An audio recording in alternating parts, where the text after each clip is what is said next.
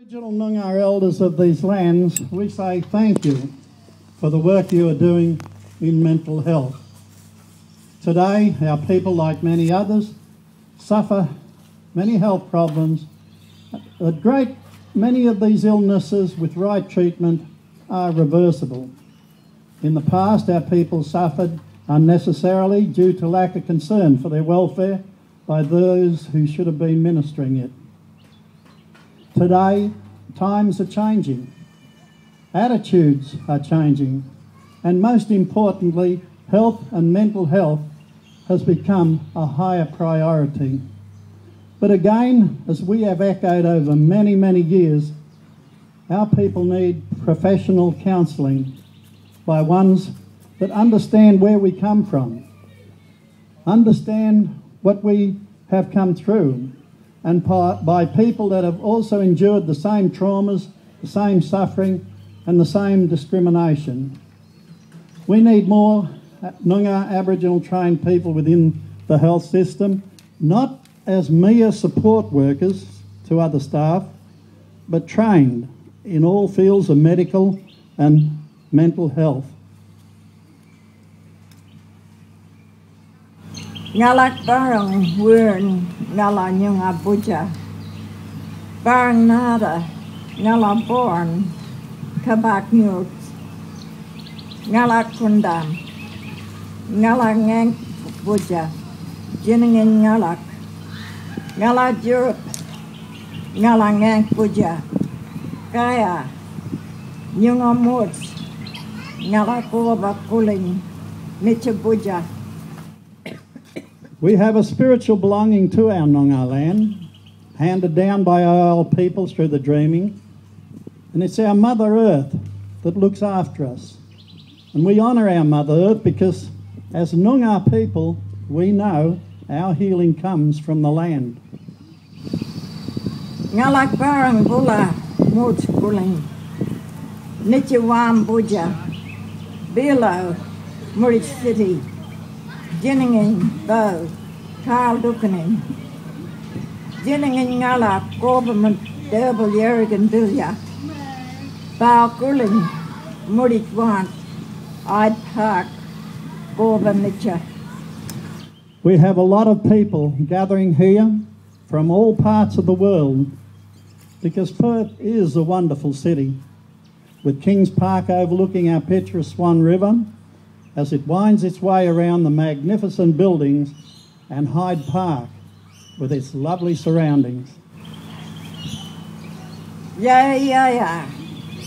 Ngalak barang bula muts, Nichingala Government City Below, Guling Danju Gang, Mudicha, Bang Danju, Danjo, Ngala Maman Wanking Yuna Bula Nicha, yeah. Today, we have a lot of people in our beautiful city of Perth, journeying together as one in strength and unity, and reaching out to embrace each other. Now may our God bless us all here today. Thank you, and have a good day.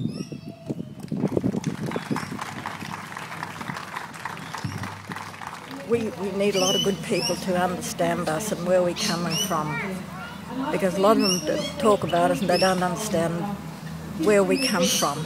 They need to know the history and the background. You know, we've been dispossessed of our land, our culture, our children, our language, and you know, we never had a say. Since 1967 we started to, since the referendum passed for us to have equal rights, we didn't have it straight away, but we were strong and we just pushed for it. And we can see it starting to happen today. And we know that a lot of our family has to be healed before they can move on. But we like to see our own Aboriginal people trained in mental health to counsel their own people, to work with their own people, because they understand where the sick people are coming from. Indeed, it's like in the broader community, we're finding too that people who've been through mental health problems are the best people to lead the way. And the problem, obviously, for Aboriginal people is after so much trauma, there are so few people available with all the need for education to be trained. That's right. So we have to work together and help raise your voices and then let you go instead of trying to control it all the time. That's right. Yes, let us work equal side by side. Events like this really start to get the theme going of let's talk about it, and I know that all over Western Australia during this next week people are talking about mental health during Mental Health Week, and we need to not make sure that that doesn't just happen for this 1 week, but it continues to happen ongoing. Absolutely. That long-term commitment is really key. Wasn't it great to see Ryan Campbell out here talking? He's been a great example for Aussie blokes like me. I've been through the same as him.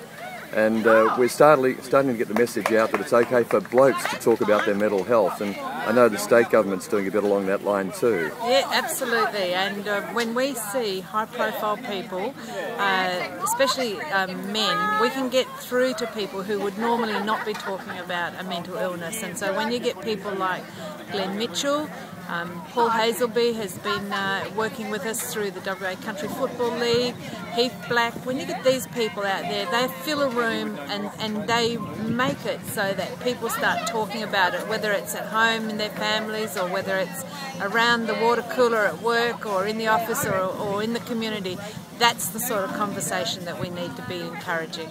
And that's especially important, Minister, isn't it, when we're talking about getting help, support and resources out to the regions. Country football is like the blokes CWA. It's a great medium.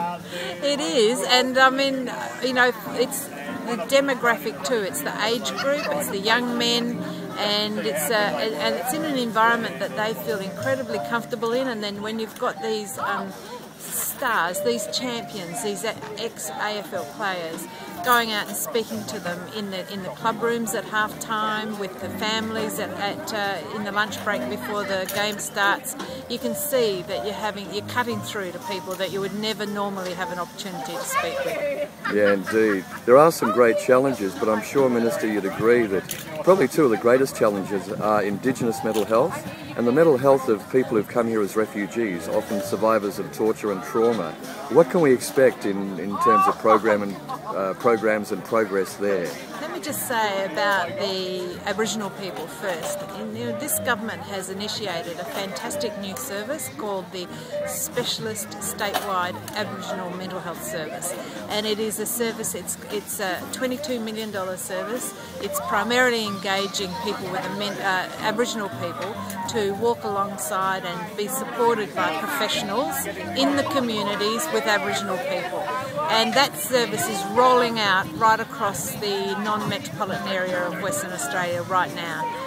It is, and there was also another $22 million put into social and emotional mental health specifically for Aboriginal people. So there is programs that are rolling out right now for people with Aboriginal people with a mental illness, but that's still not enough. I totally understand and accept that. I was just recently in Kalgoorlie and I was listening to people telling me about how difficult it is to get services to the people in the lands. It's 1,000 kilometres from Kalgoorlie towards east, and it's extremely difficult to get regular, reliable services for people out there. And we have to be more flexible and more innovative in the way we go about that. Indeed, and the experience at Umbulguri hasn't been great, but I'm sure we'll learn from that. Just a brief final thing that's very, very important to me, the son of a refugee and a former Middle East correspondent. The work I do with EDAC, the Ethnic Disability Advocacy Centre, NEDA, Assets and other people, is really not heralded in the public media or in our politics. But we've got people among us who've survived horrific torture, conflict zones and everything over here. There is a growing understanding in the state and federal governments that we need to look after these people, because these survivors are just the sort of people we want to be the new Australians. And you will see when the Strategic Directions document is released in the next little while that focuses a specific area of that strategic directions, future directions for our mental health services towards people from those backgrounds.